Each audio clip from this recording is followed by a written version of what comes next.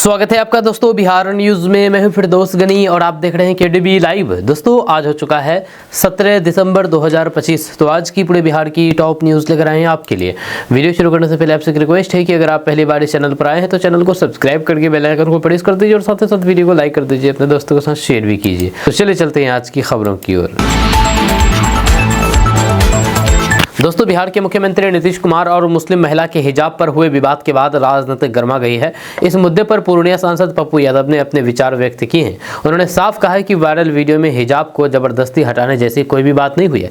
नीतीश कुमार का व्यवहार एक पिता की तरह था। पप्पू यादव ने कहा है कि वीडियो में दिख रही स्थिति को गलत तरीके से पेश किया जा रहा है। उन्होंने बताया है कि वीडियो में नीतीश कुमार ने जिस तरह बातचीत की है उससे पिता और फिर बेटी जैसे रिश्ते की भावना झलकती है। पप्पू यादव ने कहा है कि ये आवश्यक नहीं है कि हर आलोचना नकारात्मक ही हो। आलोचना का स्वरूप रचनात्मक होना चाहिए और तथ्यों के आधार पर होना चाहिए। पप्पू यादव ने स्वीकार किया है कि हम ये नहीं कह सकते हैं कि किसी के हिजाब को हटाना सही है। कोई भी धार्मिक और व्यक्तिगत वस्तु जबरदस्ती हटाई जानी चाहिए, ये अनुचित है। लेकिन इनका कहना था कि इस मामले में जो भी बातचीत हुई वह सिर्फ एक संवाद था। उन्होंने जोर देकर के कहा कि मुख्यमंत्री नीतीश कुमार की नीयत पर सवाल उठाने से पहले पूरे घटनाक्रमों को समझना आवश्यक है।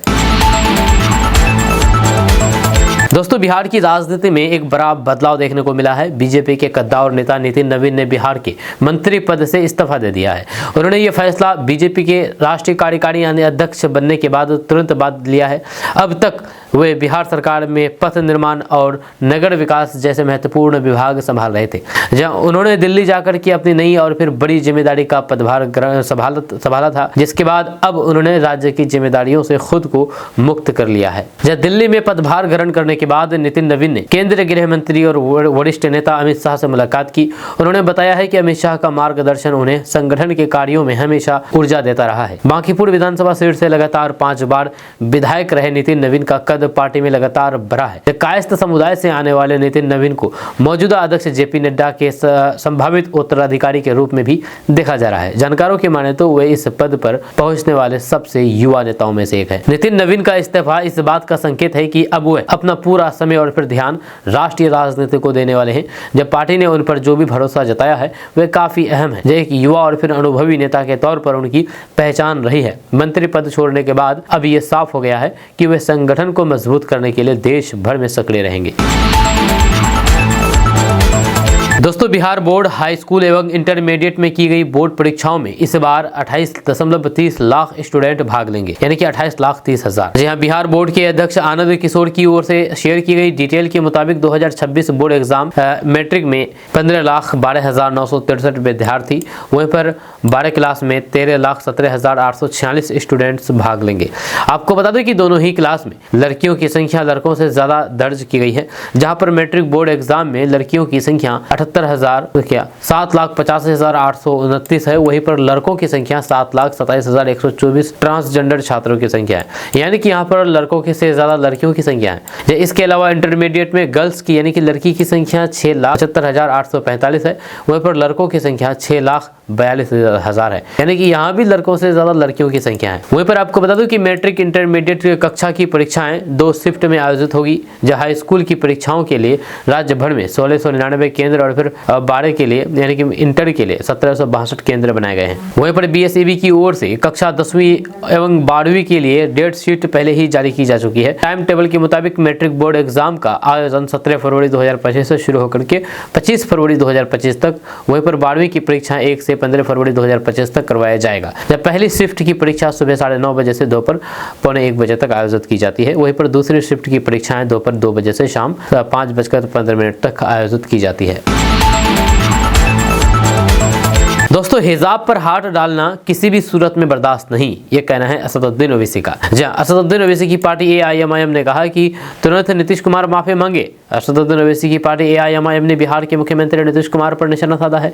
एआईएमआईएम ने कहा कि बिहार के मुख्यमंत्री नीतीश कुमार का सम्मानित महिला आयुष डॉक्टर नुसरत परवीन का हिजाब जबरदस्ती हटाने का काम किसी भी हालात में बर्दाश्त नहीं किया जाएगा। अगर उन्हें जरा भी नैतिकता बची है तो फिर तुरंत माफी मांगनी चाहिए।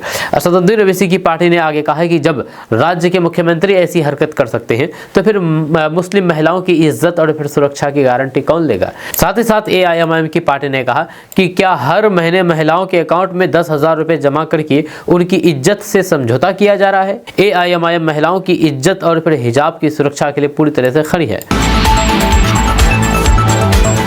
दोस्तों, बिहार के सभी 38 जिलों में मेडिकल कॉलेज खोलने का ऐलान किया गया है सम्राट चौधरी के द्वारा। जी हां, बिहार के लिए स्वास्थ्य और फिर शिक्षा के क्षेत्र में बड़ी खुशखबरी सामने आई है। उप मुख्यमंत्री सम्राट चौधरी ने घोषणा की है कि मुख्यमंत्री नीतीश कुमार के नेतृत्व में अब बिहार के सभी 38 जिलों में मेडिकल कॉलेज खोलने का निर्णय लिया गया है। ये योजना अगले 3 वर्षों में पूरी तरह से लागू हो जाएगी। जब डिप्टी CM ने कहा है कि यह बदलाव हुआ है बिहार में, जहाँ पर सड़क, शिक्षा और फिर स्वास्थ्य सहित सभी मोर्चों पर काम हो रहा है। उन्होंने ये भी कहा कि अब अस्पतालों में मरीजों को सभी सुविधाएं उपलब्ध है और फिर आवश्यक दवाइयां भी प्रदान की जा रही है। पर इस अवसर पर बिहार विधानसभा अध्यक्ष डॉक्टर प्रेम कुमार, उप मुख्यमंत्री सम्राट चौधरी और फिर स्वास्थ्य मंत्री मंगल पांडे ने एक कॉलेज में जाकर के इसका उद्घाटन किया था। इसी दौरान ये बातें कही है। डिप्टी CM सम्राट चौधरी ने कहा है कि अब बिहार के बाहर के छात्र भी शिक्षा के लिए राज्य की ओर आकर्षित हो रहे हैं। उन्होंने ये भी बताया है कि वर्तमान में बिहार में चल रहे अतिक्रमण अभियान को सफाई अभियान बताया गया है और फिर अब जमीन माफियाओं की कोई भी खैर नहीं है। स्वास्थ्य मंत्री मंगल पांडे ने कहा कि महाबोधि मेडिकल कॉलेज में जल्द ही आयुष्मान भारत योजना के तहत जरूरतमंद मरीजों का मुफ्त इलाज होगा। दोस्तों, CM नीतीश कुमार ने बड़ा ऐलान कर दिया है। अब बिहार के नागरिकों को 7 बड़ी घोषणा दी है। जब बिहार के मुख्यमंत्री नीतीश कुमार ने बिहार के विकास और फिर सुशासन को और मजबूत बनाने के उद्देश्य से अपने महत्वाकांक्षी 7 निश्चय पार्ट 3 कार्यक्रम को लागू करने का ऐलान किया है। मुख्यमंत्री नीतीश कुमार ने कहा है कि पिछले 2 चरणों में बिहार ने न्याय और फिर विकास के लक्ष्यों को हासिल करके सर्वोत्तम प्रगति की है और फिर अब तीसरे चरण में नई योजनाओं के माध्यम से बिहार को और विकसित बनाया जाएगा। यह 7 निश्चय पार्ट 3 में कुल 7 प्रमुख लक्ष्यों पर विशेष जोर दिया गया है, जिसके माध्यम से राज्य में यानी कि बिहार में रोजगार, उद्योग, शिक्षा, स्वास्थ्य और जीवन स्तर में सुधार सुनिश्चित किया जाएगा। 7 निश्चय के बारे में बात की जाए तो नंबर 1 है दुगुना रोजगार, यानी कि पहले निश्चय का उद्देश्य राज्य की प्रति व्यक्ति आय को दुगुना करना है। महिलाओं को स्वरोजगार के लिए प्रारंभिक सहायता राशि प्रदान की जाएगी, जबकि आगे उन्हें अपने उस व्यवसाय को बढ़ाने के लिए 2 लाख रुपए तक की मदद मिलेगी। दूसरा है समृद्ध उद्योग सशक्त बिहार। इस निश्चय के तहत बिहार में उद्योगों के विकास के लिए उच्च स्तरीय समितियां बनाई गई है। बिहार को पूर्वोत्तर भारत का प्रौद्योगिकी केंद्र और फिर वैश्विक कार्यस्थल के रूप में विकसित करने की दिशा में औद्योगिक क्षेत्र तैयार किए जा रहे हैं। अगले 5 वर्षों में 50 लाख करोड़ रुपए का निवेश लाने का लक्ष्य रखा गया है। नंबर 3 है कृषि में प्रगति, प्रदेश की समृद्धि। जी हां, कृषि क्षेत्र को और सशक्त बनाने के लिए 4थे कृषि रोड मैप पर काम को तेज कर दिया जाएगा, जहां मखाना, डेयरी और फिर मत्स्य पालन को बढ़ावा दिया जाएगा।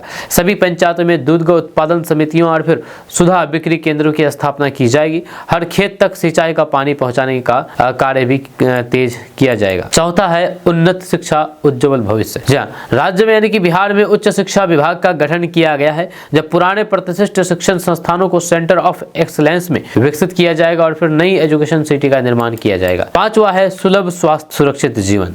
जब प्रखंड स्तर के सामुदायिक स्वास्थ्य केंद्र को विशिष्ट चिकित्सा केंद्र और फिर जिला अस्पतालों को अति विशिष्ट चिकित्सा केंद्र के रूप में विकसित किया जाएगा। नए मेडिकल सुविधाओं और फिर अस्पतालों में लोक निजी भागीदारी को प्रोत्साहित किया जाएगा। जब ग्रामीण क्षेत्र में स्वास्थ्य सेवाओं को बेहतर बनाने के लिए चिकित्सकों को विशेष प्रोत्साहन भी दिया जाएगा। नंबर 6 है मजबूत आधार, आधुनिक विस्तार। जहाँ शहरी और फिर ग्रामीण क्षेत्रों में आधारभूत संरचनाओं का सुदृढ़ीकरण किया जाएगा। नए नियोजित शहरों, सस्ते आवास, एक्सप्रेसवे और फिर सौर ऊर्जा परियोजनाओं का विकास किया जाएगा। पर्यटन, खेल और फिर फिल्म उद्योग को भी बढ़ावा मिलेगा। अंत में 7वां है सबका सम्मान, जीवन आसान। जी, अंतिम निश्चय के तहत नागरिकों के जीवन को आसान बनाने के लिए तकनीक, नवाचार और संवेदनशील सुशासन का उपयोग किया जाएगा। नीतीश कुमार ने कहा है कि 7 निश्चय पार्ट 3 के कार्यान्वयन से बिहार का विकास और फिर समग्र सामाजिक एवं आर्थिक सुधार सुनिश्चित होगा और फिर राज्य को देश के सर्वाधिक विकसित राज्यों की श्रेणी में शामिल किया जाएगा। दोस्तों, बीजेपी विधायक बिहार सरकार के मंत्री नितिन नवीन को अब राष्ट्रीय कार्यकारी अध्यक्ष बना दिया गया है। नितिन नवीन ने पदभार भी संभाल लिया है। दिल्ली स्थित बीजेपी मुख्यालय में इस मौके पर केंद्रीय गृह मंत्री अमित शाह, जेपी नड्डा, गिरिराज सिंह, धर्मेंद्र प्रधान, रविशंकर प्रसाद समेत पार्टी के कई अन्य वरिष्ठ नेता मौजूद रहे।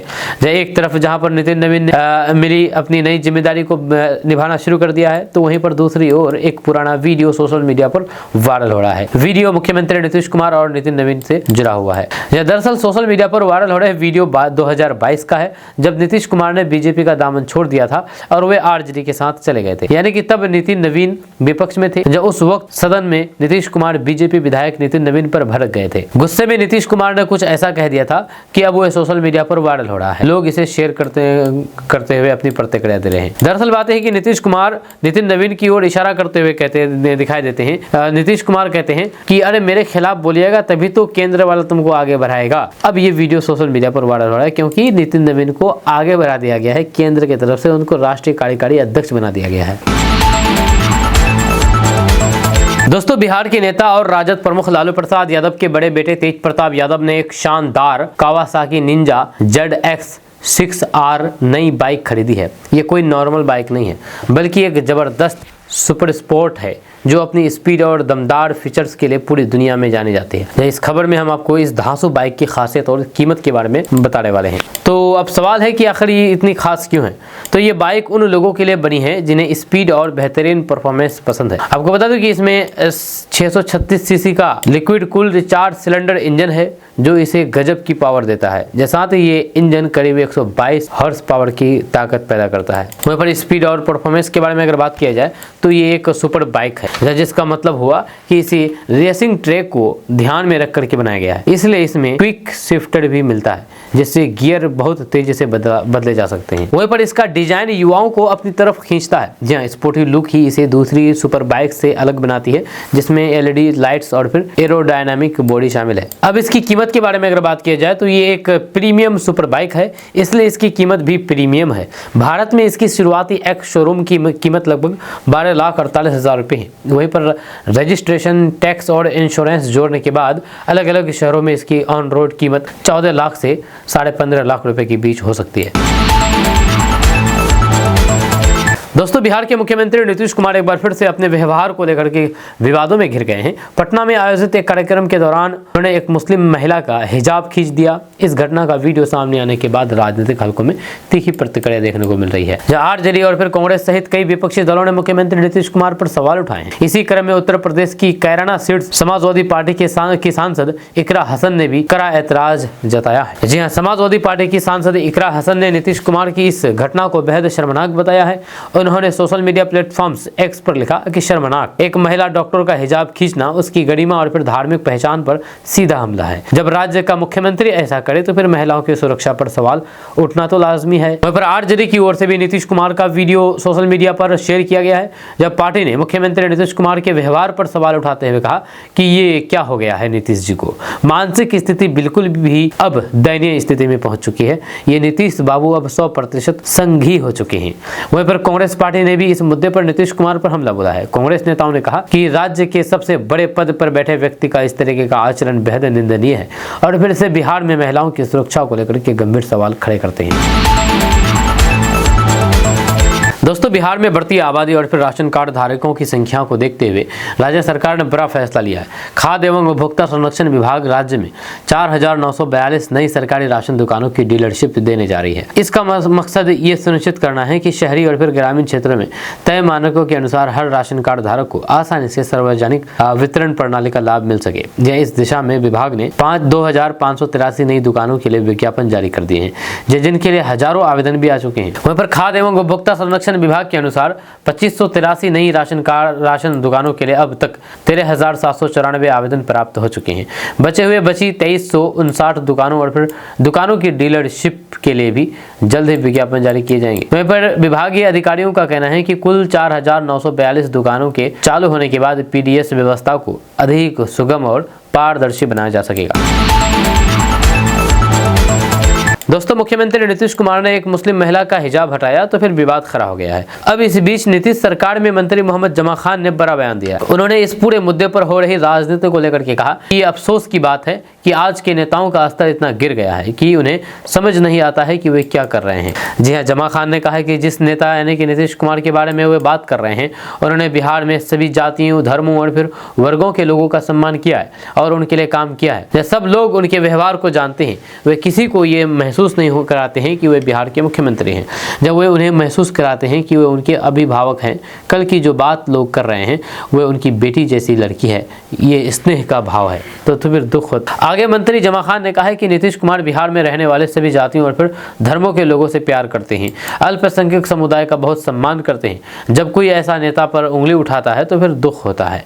जब नीतीश कुमार सबका सम्मान करते हैं और फिर सबसे प्यार करते हैं, ऐसी बातें नहीं होनी चाहिए। आरोप लगाने से पहले लोगों को सोचना चाहिए कि वे किस पर आरोप लगा रहे हैं, उस व्यक्ति पर जिसने बिहार को इतना संवारा है। वहीं पर इस पूरे विवाद पर भले जेडीयू की ओर से भी सफाई दी जा रही हो, लेकिन नीतीश कुमार को हर तरफ से घेरा जा रहा है। कांग्रेस हो या फिर आरजेडी, दोनों दलों के नेता सवाल उठा रहे हैं।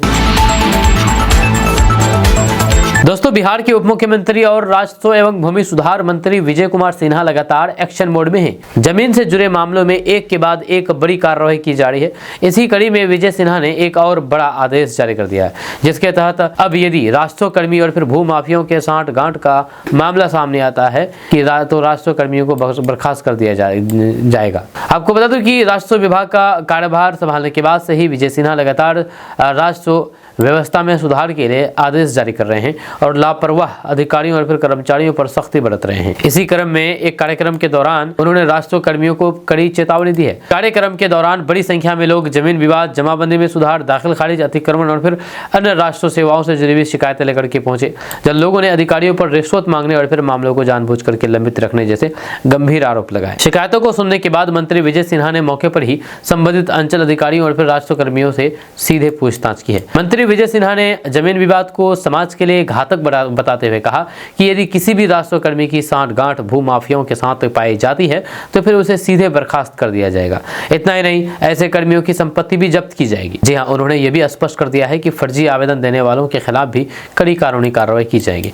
कार्यक्रम के दौरान डिप्टी सीएम ने जिला पदाधिकारी और फिर पुलिस अधीक्षक को निर्देश दिया है कि भू माफियाओं पर कड़ी नजर रखी जाए और फिर उनकी एक सूची यानी कि लिस्ट तैयार किया जाए।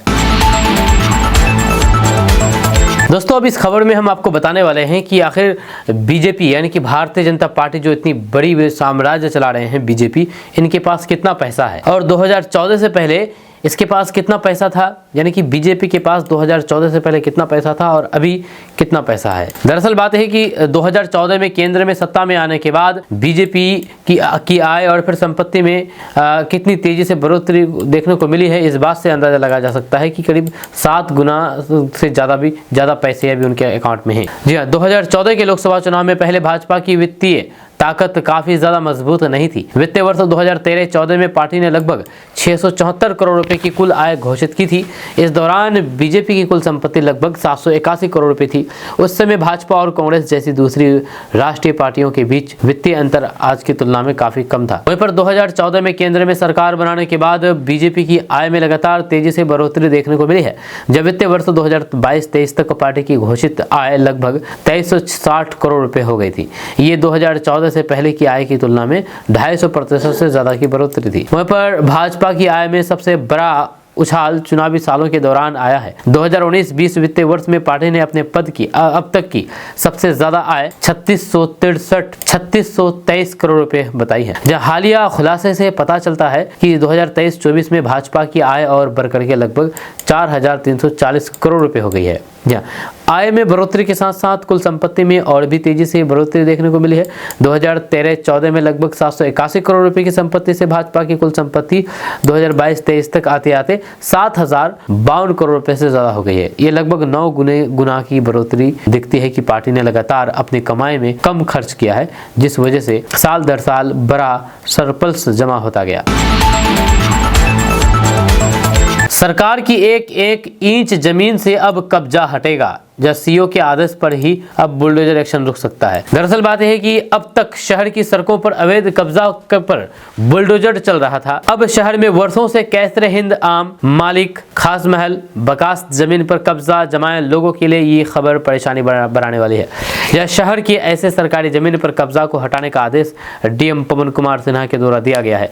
डीएम के कड़े रुख से अंचल पदाधिकारी की भी बेचैनी बढ़ गई है। जहाँ अंचल की ओर से ये कार्रवाई हुई तो फिर हजारों ऐसे लोग बेघर हो जाएंगे जो वर्षों से ऐसी जमीन पर कब्जा करके मकान दुकान बना करके रह रहे हैं। जी हाँ, वहीं पर गोपालगंज डीएम ने कहा है कि ये देखा जा रहा है कि सरकारी भूमि का अवैध जमाबंदी कायम करके अथवा अतिक्रमण करके लोग अपना अवैध कब्जा किए हुए हैं। जहाँ अनेकों स्मरण के उपरांत भी संबंधित व्यक्तियों के विरुद्ध किसी भी सीओ द्वारा कोई भी कार्रवाई नहीं की जा रही है। इससे प्रतीत होता है कि इसमें अंचल स्तर के सभी पदाधिकारी और फिर कर्मचारी की मिलीभगत है।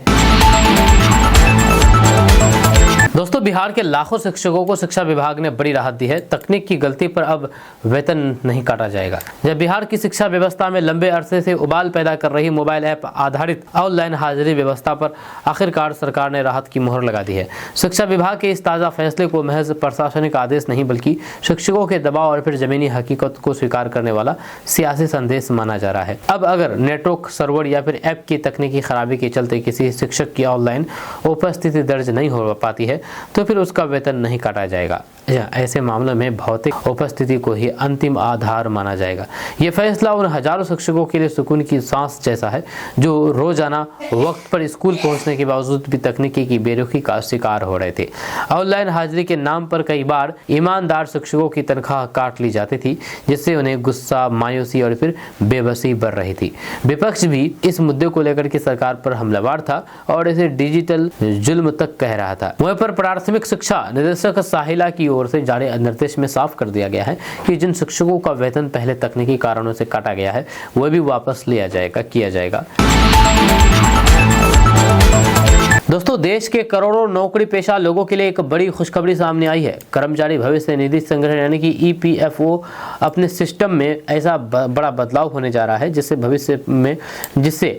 PF यानी कि भविष्य निधि निकाला पहले से कहीं ज्यादा आसान और तेज हो जाएगा। जहां आने वाले समय में EPF खाता धारक ATM और फिर UPI जैसे डिजिटल माध्यमों से भी अपना PF निकाल सकेंगे।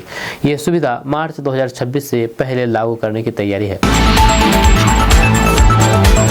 दोस्तों, नितिन नवीन को बीजेपी का राष्ट्रीय कार्यकारी अध्यक्ष बनाए जाने पर बिहार में जश्न का माहौल है। जब राज्य सरकार में मंत्री नितिन नवीन को लगातार बधाई देने का सिलसिला जारी है।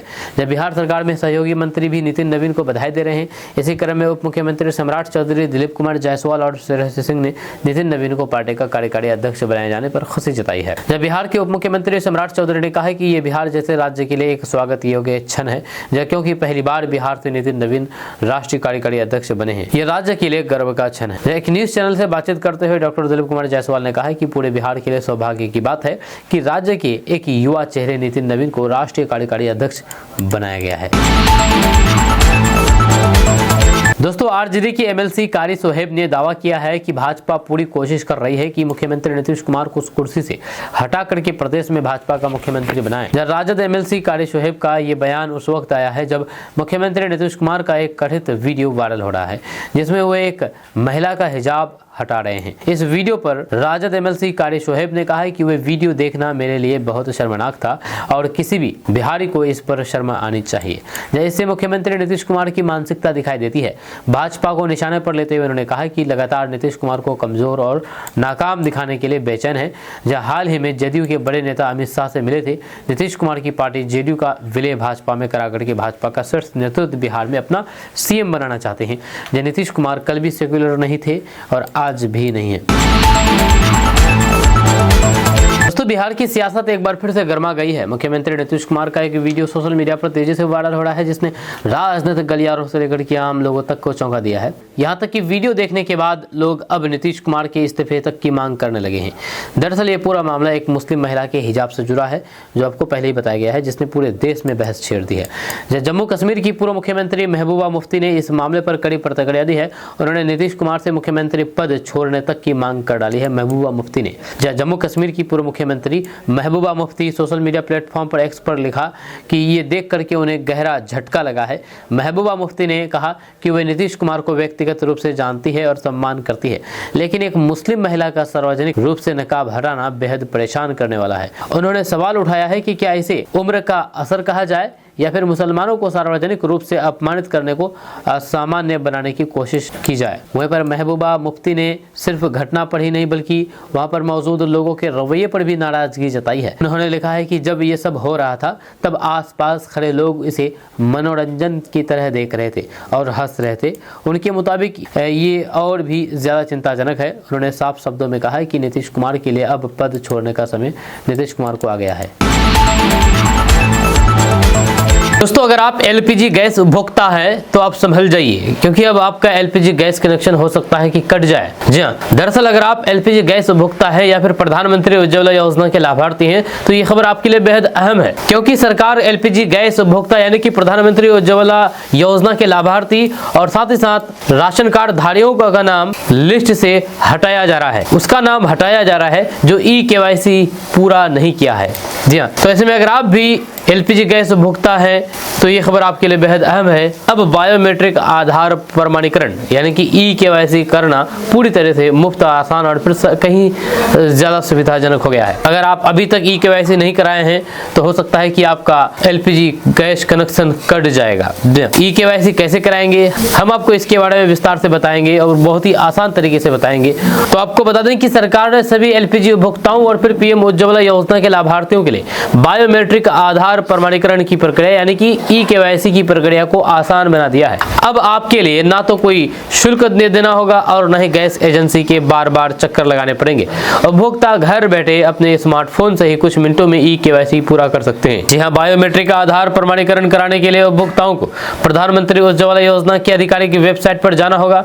वेबसाइट पर उपलब्ध ई-केवाईसी लिंक के माध्यम से आधार से जुड़ी जानकारी सत्यापित की जा सकती है। इस प्रक्रिया का मुख्य उद्देश्य यह है कि एलपीजी सब्सिडी और फिर उज्ज्वला योजना का लाभ सही लाभार्थी तक पहुंचे और फर्जी या फिर अपात्र कनेक्शन हटाया जा सके। सरकार का कहना है कि जिन उपभोक्ताओं का ई-केवाईसी पूरा नहीं होगा उन्हें आगे चल करके गैस सब्सिडी या फिर अन्य सुविधाओं में परेशानी हो सकती है।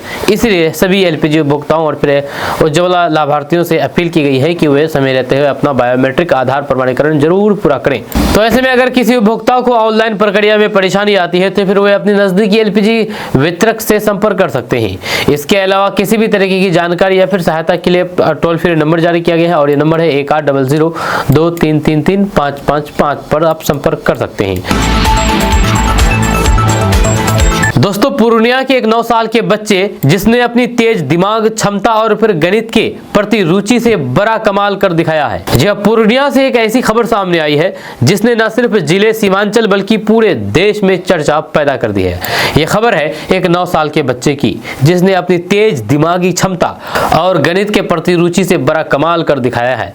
कम उम्र में जिस तरह से इस बच्चे ने रिकॉर्ड बनाया है उसने ये साबित कर दिया है कि अगर मेहनत और लगन हो तो फिर उम्र कभी बाधा नहीं बनती है। जब पूर्णिया के इस बच्चे का दिमाग कंप्यूटर से भी ज्यादा तेज है, यानी कि कंप्यूटर भी इनके आगे फेल है पूर्णिया के इस बच्चे के आगे। तो हम बात कर रहे हैं पूर्णिया के अभिज्ञान आनंद की, जिसका नाम अब इंडिया बुक ऑफ रिकॉर्ड में दर्ज हो चुका है। जब पूर्णिया जिले के काली फ्लावर मिल इलाके के रहने वाले अभिज्ञान आनंद ने मैथमेटिक्स में एक नया कीर्तिमान स्थापित कर दिया है। महज 9 साल की उम्र में अभिज्ञान ने 125 के पहले 100 गुणकों को सबसे कम समय में सुना करके ये रिकॉर्ड बनाया है।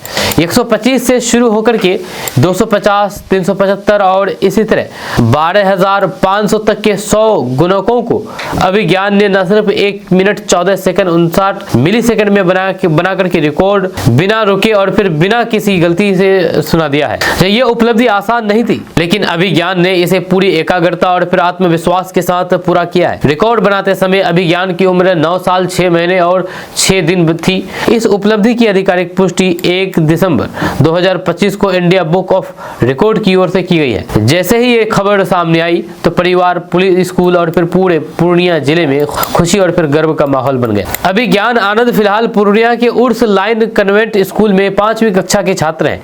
पढ़ाई के साथ साथ गणित में उनकी खासी दिलचस्पी है। तेज याददाश्त और फिर नंबरों से खेलने की आदत उन्हें दूसरे बच्चों से अलग बनाती है।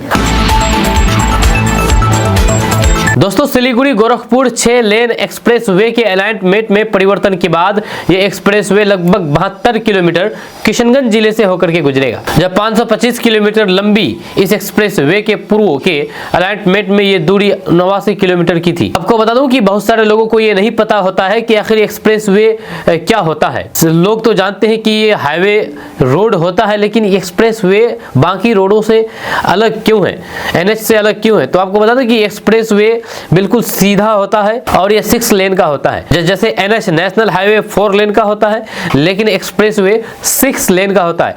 एक तरफ जाने के लिए 3 लेन और दूसरी तरफ से आने के लिए 3 लेन, तो टोटल 6 लेन का होता है और पूरी तरीके से सीधा होता है, यानी कि गोरखपुर से सिलीगुड़ी तक लगभग सीधा होगा, जिसमें किशनगंज में करीब 72 किलोमीटर ये पड़ता है। आपको बता दूं कि एलाइनमेंट में हुए परिवर्तन के बाद सड़क परिवहन और राजमार्ग मंत्रालय ने इस मामले में 11 सितंबर को जो नई अधिसूचना जारी की है, उसके अनुसार अब ठाकुरगंज अंचल के 32 मौजे की भूमि का अधिग्रहण होगा। 2023 में जारी अधिसूचना के अनुसार ये संख्या 26 थी। टेरागाछ प्रखंड की सीमा में ये हाईवे किशनगंज जिले की में प्रवेश करेगा। इस दौरान टेरागाछ में 6, बहादुरगंज में 25 और ठाकुरगंज प्रखंड के 32 राजस्व गांवों की 63 मौजा से होकर के ये ग्रीनफील्ड एक्सप्रेसवे हाईवे गुजरेगा। वहीं पर NHAI द्वारा किशनगंज जिला प्रशासन को गोरखपुर सिलीगुड़ी एक्सप्रेसवे के 434 किलोमीटर से 506 किलोमीटर तक उन्नयन कार्य हेतु सड़क में प्रभावित जिन गाँव की सूची NH एक्ट 1956 के तहत 3A में शामिल करने के लिए सौंपा गया है, उसके अनुसार किशनगंज जिले में 3 अंचल की भूमि अधिग्रहित होगी। दोस्तों, किशनगंज में एंट्री माफियाओं के खिलाफ अब प्रशासन सख्त रुख अपनाने के मोड में दिख रहा है। जहां NHAI 327E पर लंबे समय से चल रहे एंट्री माफिया के खेल को लेकर के जिला प्रशासन ने एक बार फिर से पुलिस प्रशासन पर दबाव बढ़ाया है। जहां किशनगंज के जिलाधिकारी विशाल राज ने शनिवार को पुलिस अधीक्षक को पत्र लिखकर के एंट्री माफियाओं के खिलाफ ठोस और तेज कार्रवाई करने का निर्देश दिया है। दरअसल ये मामला नया नहीं है। पुलिस मुख्यालय की ओर से करीब 3 महीने पहले ही किशनगंज में सक्रिय एंट्री माफियाओं की सांगठनिक गिरोह पर कार्रवाई करने को लेकर के पत्र भेजा गया था। जब पुलिस मुख्यालय ने 28 अगस्त DM और SP दोनों को पत्र लिखकर के साफ तौर पर कहा था कि राष्ट्रीय राजमार्ग पर यानी कि NHAI पर अवैध तरीके से वसूली करने वाले एंट्री माफियाओं पर सख्त कार्रवाई की जाए। इसके बाद किशनगंज DM ने 24 सितंबर को SP को इस संबंध में कार्रवाई के लिए पत्र लिखा है, लेकिन 3 महीने बीत जाने के बावजूद भी अपेक्षित कार्रवाई नहीं हो पाई है। अब जब लगातार शिकायतें सामने आती रही है और हालात जस के तस बने हैं, तो फिर DM ने एक बार फिर से SP को पत्र भेज करके इस मामले में गंभीरता दिखाने को कहा है। DM के इस कदम को एंट्री माफियाओं के खिलाफ निर्णायक कार्रवाई की तैयारी के तौर पर देखा जा रहा है। वहीं पर इस पूरे मामले पर किशनगंज के SP सागर कुमार ने स्थिति स्पष्ट की है। उन्होंने बताया है कि पुलिस मुख्यालय की ओर से भेजे गए पत्र में कुल 12 एंट्री माफियाओं के नाम का जिक्र किया गया। इनमें से एक एंट्री माफिया के खिलाफ कार्रवाई करते हुए उसे गिरफ्तार करके जेल भेज दिया गया है। बाकी बचे 11 नामों की जांच की जा रही है और जांच के बाद उसके खिलाफ भी कानूनी कार्रवाई की जाएगी। जब बताया जा रहा है कि किशनगंज जिले से गुजरने वाले NH 327E पर एंट्री माफियाओं का एक संगठित गिरोह सक्रिय है। जब वे लोग भारी गाड़ियों से अवैध तरीके से वसूली करते हैं और सड़क पर अपना दबदबा बनाए हुए हैं। जब सूत्रों के अनुसार जिन 12 लोगों के नाम पुलिस मुख्यालय के पत्र में शामिल है, उनमें कई लोग राजनीतिक रूप से भी काफी रसूखदार बताए जाते हैं। जब कुछ पंचायत स्तर के निर्वाचित प्रतिनिधि है, तो फिर कुछ के करीबी रिश्तेदार पंचायत से लेकर के सदन तक मजबूत पकड़ रखते हैं। इसी वजह से अब तक इन पर कार्रवाई करने में पुलिस को मुश्किलें आ रही थी। दोस्तों, पूर्णिया में एक साथ कई मुस्लिम जोड़ों की यानी कि 9 मुस्लिम जोड़ियों की शादी हुई है। जहां पूरी रीति रिवाज के साथ 9 मुस्लिम जोड़ियों। दरअसल बात है कि पूर्णिया में रविवार को सामाजिक एकजुटता और फिर इंसानियत की मिसाल पेश करते हुए निःशुल्क सामूहिक निकाह समारोह का आयोजन किया गया। जब शेख जकरिया फलाहे उम्मत फाउंडेशन के बैनर तले आयोजित इस कार्यक्रम में 9 मुस्लिम जोड़ियों का पूरे रीति रिवाज के साथ निकाह कराया गया। इस आयोजन में बड़ी संख्या में लोग शामिल हुए और 9 विवाहित जोड़ों का आशीर्वाद दिया। वहाँ पर यह सामूहिक निकाह समारोह खास तौर पर आर्थिक रूप से कमजोर परिवारों की बेटियों के लिए आयोजित किया गया था, ताकि वे भी सम्मानजनक माहौल में अपनी नई जिंदगी की शुरुआत कर सके। कार्यक्रम का माहौल बेहद भावुक और फिर खुशियों से भरा हुआ नजर आया। जहाँ दुल्हा दुल्हन के चेहरों पर खुशी साफ झलक रही थी, वहीं पर परिजन भी इस आयोजन से संतुष्ट और भावुक दिखे। जहाँ शेख जकरिया फलाहे उम्मत फाउंडेशन की ओर से यह आयोजन पिछले 15 वर्षों से लगातार किया जा रहा है। इस बार का आयोजन फाउंडेशन का 16वां सामूहिक निकाह समारोह था। फाउंडेशन के सचिव खालिद नदीम ने बताया कि यह पूर्णिया की पहली ऐसी संस्था है जो साल 2008 से गरीब और जरूरतमंद परिवारों की बेटियों का निकाह अपने खर्च पर कराती आ रही है। अब तक फाउंडेशन पूर्णिया और फिर आसपास के जिलों के कुल 81 जोड़ों का सामूहिक निकाह करवा चुका है। उन्होंने बताया है कि हर साल ऐसे परिवारों की पहचान की जाती है जो अपनी बेटी की शादी करने में असमर्थ होते हैं। इसके बाद एक तय तारीख पर सभी दुल्हों को एक ही मंच पर बैठाया जाता है और काजी साहब द्वारा मुस्लिम रीति रिवाज के अनुसार निकाह की रस्म अदा की जाती है। यह निकाह गवाहों और फिर वकीलों की मौजूदगी में पूरी कानूनी प्रक्रिया के बाद संपन्न कराया जाता है। यह कार्यक्रम में सिर्फ निकाह ही नहीं बल्कि मेहमानों के लिए अच्छे भोजन की भी व्यवस्था की गई थी। बारात में आए लोगों के लिए विशेष भोज का आयोजन हुआ। वहीं पर दुल्हों के लिए अलग अलग कमरे तैयार किए गए थे जहां वे निकाह की रस्म के लिए पहुंचे। वहीं पर निकाह के बाद फाउंडेशन की ओर से सभी नवविवाहित जोड़ों को जरूरत का घरेलू सामान देकर के विदा किया गया। दोस्तों, क्या हमारे किशनगंज में शिक्षा और बाल विकास विभाग में भ्रष्टाचार की लूट मची है? दरअसल ये आरोप मेरा नहीं है बल्कि ठाकुरगंज विधायक गोपाल अग्रवाल का है। यह ठाकुरगंज विधायक गोपाल अग्रवाल ने शिक्षा और फिर महिला बाल विकास विभागों में भ्रष्टाचार के गंभीर आरोप लगाए हैं। उन्होंने कहा कि इन विभागों में जहां हाथ डालो वहीं पर लूट मार की स्थिति है। हम आपको इस पूरी खबर के बारे में विस्तार से डिटेल से बताएंगे। उससे पहले आपको बता दूं कि अगर आप पहली बार इस पेज पर आए हैं तो इस पेज को फॉलो कर लीजिए, क्योंकि केडीबी लाइव मेन पेज अभी सस्पेंड है, इसलिए आप इस पेज पर फॉलो करेंगे इस पेज को तो किशनगंज से जुड़ी हुई सभी तरह की खबरें आपको देखने और सुनने को मिलेगी। तो ऐसे में अगर आप किशनगंज से जुड़ी हुई खबरों को देखना और सुनना चाहते हैं तो इस पेज को फॉलो कर लीजिए। तो आपको बता दूं कि किशनगंज में एक बार फिर से भ्रष्टाचार को लेकर के सियासी बयानबाजी तेज हो गई है। ठाकुरगंज विधायक गोपाल अग्रवाल ने शिक्षा विभाग और फिर महिला एवं बाल विकास विभाग पर गंभीर आरोप लगाए हैं।